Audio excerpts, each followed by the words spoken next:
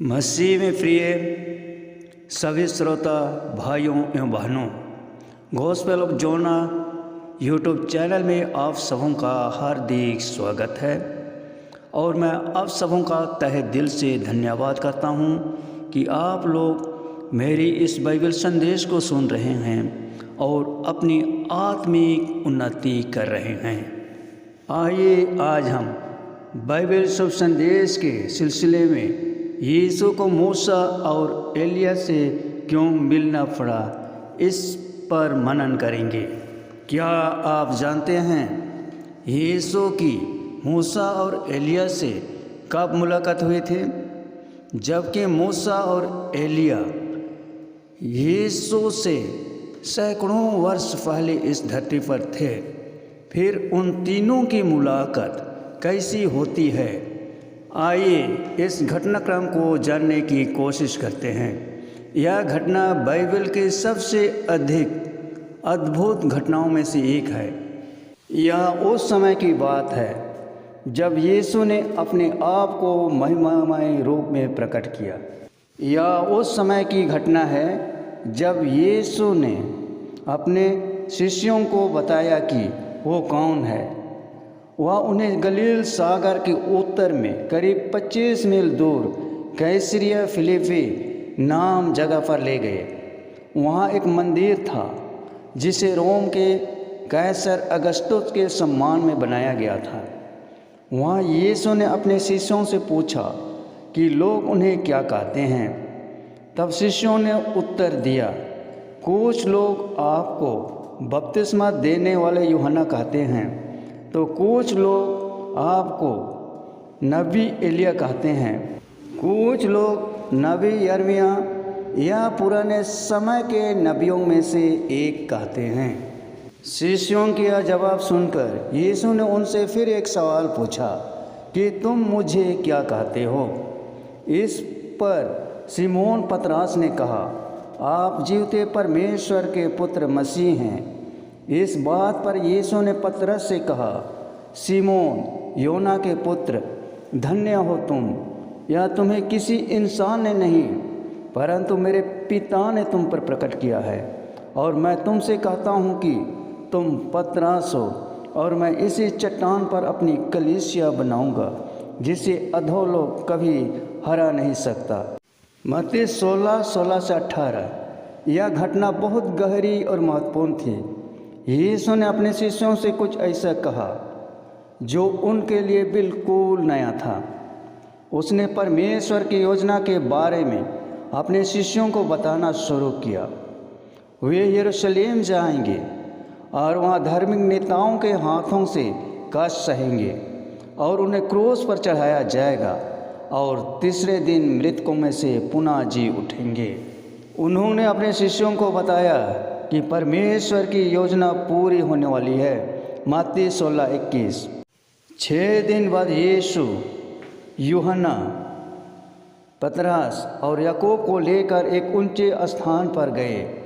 वहाँ उनके सामने एक अद्भुत रूपांतरण हुआ।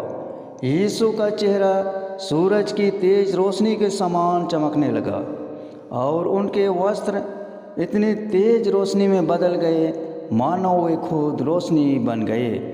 मत्ती 17:1-2। यह रूपांतरण हमें यह दिखाता है कि यीशु का योजना केवल धरती पर नहीं था, बल्कि यह एक दिव्य योजना का हिस्सा था। रूपांतरण का यह दृश्य यह भी दर्शाता है कि यीशु के साथ मूसा और एलिया नबी दिखाई दिए। ये दोनों नबी वर्षों पहले धरती पर से विदा हो गए थे। यीशु उनसे बातें कर रहे थे। इस घटना से यह स्पष्ट हो गया है कि यीशु का कर्ज केवल मानवता के उद्धार के लिए नहीं था, बल्कि ईश्वर के योजनाओं को पूरा होने की शुरुआत था। यह घटना हमें सिखाती है कि यीशु का जीवन और उनका मिशन एक बहुत बड़ी योजना का हिस्सा थे और उनके साथ मूसा और एलिया का आना यह संकेत देता है कि परमेश्वर ने पुराने और नए नियमों को जोड़ दिया है। यह घटना बहुत गहरी और महत्वपूर्ण थी। जब मूसा और एलिया ने यीशु से बात की तो इसका यह अर्थ है कि परमेश्वर की योजना हमेशा से चलती रही है और यीशु ने एक महत्वपूर्ण भूमिका निभाई जो मसीह के रूप में उन्हें दी गई थी। यह शिष्यों के लिए बड़ी समझ और पुष्टि थी कि यीशु वही मसीह है जो वर्षों पहले से आने का वादा किया गया था। मूसा और एलिया का यीशु से बात करना यह दर्शाता है कि जो लोग पहले मर चुके हैं वे अब परमेश्वर के राज के हिस्से हैं। मूसा और एलिया हमारे लिए एक प्रतीक हैं। मूसा उन लोगों का प्रतीक है जो मरने के बाद प्रभु यीशु के साथ होंगे और एलिया उन लोगों का प्रतीक है जो मृत्यु का स्वाद चखे बिना ही स्वर पर उठा लिए जाएंगे। मत्ती 17:3। यह घटना यह भी दर्शाती है कि यीशु ने पुराने और नए नियम को जोड़ा है। मूसा व्यवस्था का प्रतीक है और एलिया नबियों का। यह अद्भुत दृश्य दिखाती है पुराने और नए नियम की एकता यीशु में पूरी होती है। लूका 24:27। इसीलिए पतरस ने यीशु से कहा, हे प्रभु, यह अच्छा है कि हम यहाँ हैं। यदि आप चाहे तो मैं यहाँ 3 मंडप बनाऊंगा, एक आपके लिए, एक मूसा के लिए, एक एलिया के लिए। मत्ती 17:4। लेकिन जैसे ही वह यह कह रहा था, एक और अद्भुत घटना घटी कि एक उज्ज्वल बादल ने उन्हें घेर लिया और बादल से एक आकाशवाणी हुई, यह मेरा प्रिय पुत्र है, मैं इसे प्रेम करता हूँ, तुम इसकी सुनो। मत्ती 17:5। यह आवाज़ सुनकर शिष्य डर और श्रद्धा से मुंह के बल गिर पड़े। यह एक महत्वपूर्ण घटना थी जो भविष्य के महिमा की ओर इशारा करती है।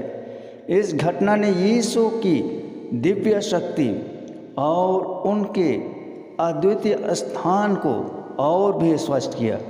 यह दिखाता है कि वह केवल एक नबी नहीं है, वह परमेश्वर का पुत्र है जिनके माध्यम से परमेश्वर का संपूर्ण योजना पूरा होता है।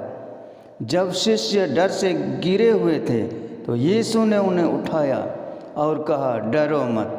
मत्ती 17:7। जब शिष्य उठे और अपनी आंखें खोली तो उन्हें केवल यीशु ही दिखाई दिए।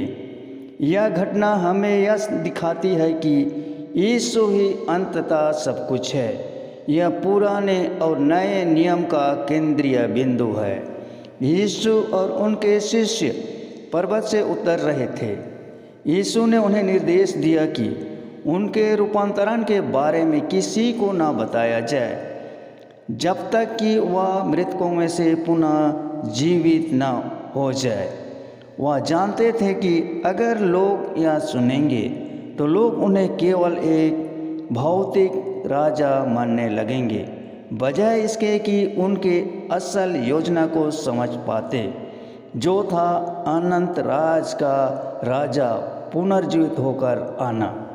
रूपांतरण के बाद जब वे रास्ते में वापस आ रहे थे तब शिष्य ने एक सवाल पूछा कि क्यों शास्त्री कहते हैं कि पहले एलिया आना चाहिए। तब यीशु ने कहा, एलिया पहले ही आ चुका था, लेकिन लोग उसे पहचान नहीं पाए। शिष्य समझ गए यीशु यूहन्ना बपतिस्मा देने वाले की बात कर रहे हैं, जो एलिया की आत्मा और शक्ति में आए थे, जैसा कि लूका 1:17 में बताया गया है। रूपांतरण ने यीशु की दिव्य शक्ति को पूर्ण रूप से प्रकट किया और उनके असल योजना की पुष्टि की, जो था पुराने नियम की भविष्यवाणियों और व्यवस्थाओं को पूरा करने के लिए, और वह परमेश्वर की ओर से मानव जाति के उद्धारकर्ता और स्वर्गीय राजा था। मूसा और एलिया की उपस्थिति यह दर्शाती है कि परमेश्वर का उद्धार योजना का पूरा होना यीशु के आने से ही है। यह रूपांतरण घटना हमें उनके आने वाले राज की एक झलक देती है और यह उस वचन की पूर्ति भी है जो यीशु ने कहा था कि कुछ लोग देखेंगे कि मनुष्य का पुत्र अपने राज में आ रहा है, इससे पहले कि वे मृत्यु का अनुभव करें। मत्ती 16:28। रूपांतरण हमें यीशु के राज की बारे में उनके वादों और भविष्य की आशा का एक शक्तिशाली संदेश देता है। यीशु का राज न केवल वर्तमान बल्कि आने वाले समय में भी हमारे लिए है। दोस्तों, इस शुभ संदेश के माध्यम से अगर आपको कोई नई बात सीखने को मिली हो तो कमेंट करके ज़रूर बताएं। और अगर यह वीडियो आपको अच्छा लगा तो अधिक से अधिक अपने दोस्तों को शेयर करें, लाइक करें और चैनल में नए हैं तो सब्सक्राइब ज़रूर कर दें। हमारे उद्धारकर्ता प्रभु यीशु मसीह की शांति, अनुग्रह और सहभागिता सदा हम सबों के साथ बनी रहे। आमीन।